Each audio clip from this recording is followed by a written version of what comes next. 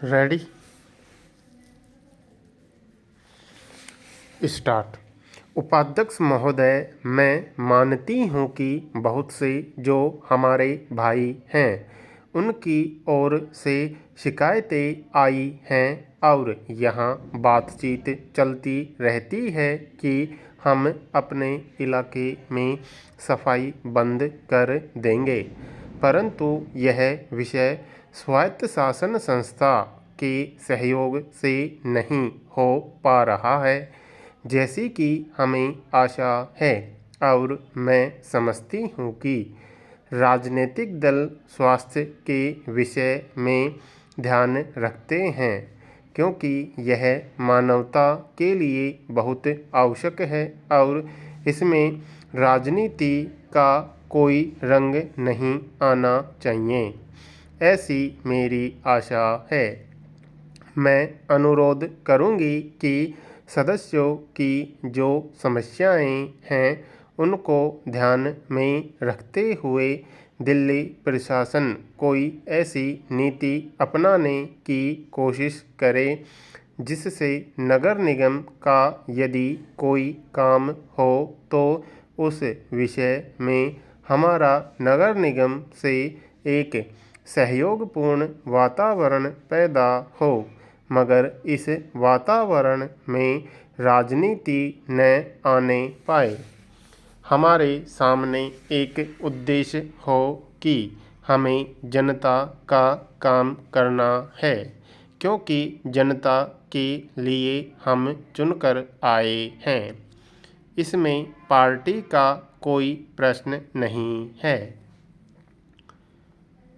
दूसरी बात मैं यह कहना चाहता हूँ कि अनाथ बच्चों के लिए जो इस बजट में प्रावधान किया गया है कि उनके लिए केंद्र बनाए जाएंगे, तो मैं समझती हूँ कि इन केंद्रों के साथ साथ बेसहारा महिलाओं के लिए जो कि समाज से तिरस्कृत हैं, ऐसी महिलाओं के लिए जगह जगह इस प्रकार के केंद्र खुलने चाहिए जहां उन्हें रोजगार सिखाया जाए और साथ ही साथ आर्थिक रूप से स्वतंत्र बनाने की तरफ भी प्रयत्न किया जाए। इस विषय में मेरा एक सुझाव है कि जो बच्चे अनाथ हैं, जो बेसहारा महिलाएं हैं, उनकी तरफ हमारी पूरी कोशिश होनी चाहिए कि जो अनाथ बच्चे हैं, जो समाज से तिरस्कृत हैं, जिनको अवहेलना की दृष्टि से देखा जाता है, उनके लिए केंद्र बनाए जाएं और उन केंद्रों में वह अधिकारी रखे जाएं जिनके संरक्षण में वह कार्य सीखें, पढ़े लिखें। यदि इसमें बाहर के सदस्य हों तो वे ऐसे होने चाहिए जिनका जीवन सरकारी सेवा में ही बीता हो। ऐसे योग्य लोगों से सहायता लीजिए। यदि इसमें असामाजिक तत्व घुस गए तो फिर हमारा पैसा ऐसे ही खर्च हो जाएगा और जो नीति हमने बनाई है वह असफल हो जाएगी, जिसका परिणाम यह होगा कि हम उस नीति को कार्य रूप में परिणत नहीं कर सकेंगे।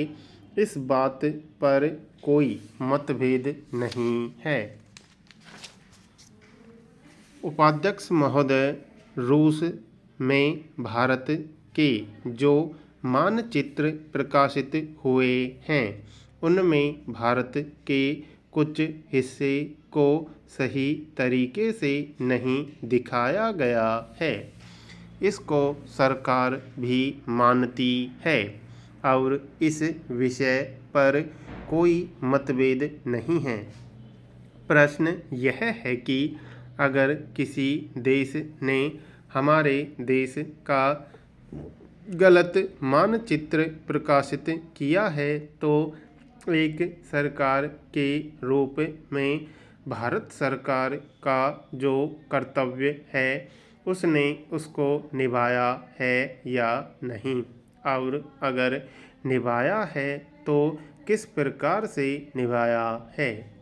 जब भारत सरकार का ध्यान इसमें प्रकाशित उस मानचित्र की ओर दिलाया गया जिसमें हमारे देश के कुछ भाग को गलत ढंग से दिखाया गया था, तो उसने 1956 में ही, जबकि न तो भारत और चीन की सीमा का प्रश्न पैदा हुआ था, इस बारे में रूस ने विरोध किया।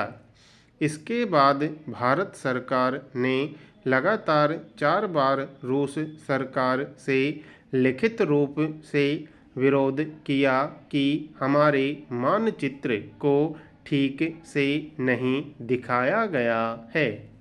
जिस मानचित्र को लेकर यह चर्चा हो रही है, जब उसकी ओर भारत का ध्यान गया तो उसने जून, जुलाई और अगस्त में लगातार 3 बार अपने राजदूत के माध्यम से और रूस के जो अधिकारी हमारे देश में आए उनसे बातचीत करके रूस का ध्यान इस ओर आकर्षित किया कि उसने इस देश का मानचित्र ठीक नहीं दिखाया है।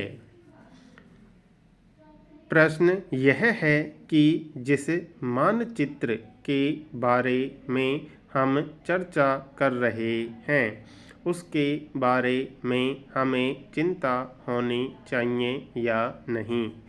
मैं समझता हूँ कि अगर दुनिया का कोई भी देश हमारा मानचित्र सही ढंग से नहीं दिखाता है तो स्वाभाविक रूप से देश को उसके बारे में चिंता करनी चाहिए।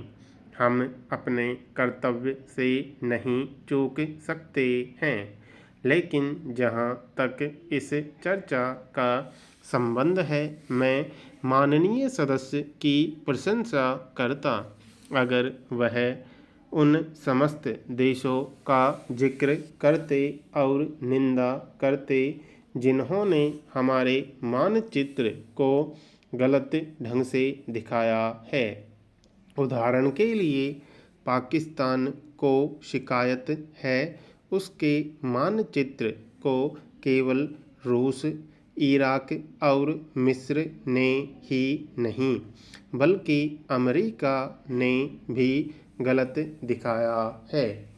जिस कश्मीर को हम भारत माता का ताज और मुकुट कहते आए हैं, जिसे हम कहते हैं कि वह इस धरती पर हमारा स्वर्ग है, उस इलाके को बिल्कुल उनकी दया और कृपा पर छोड़ दिया गया है।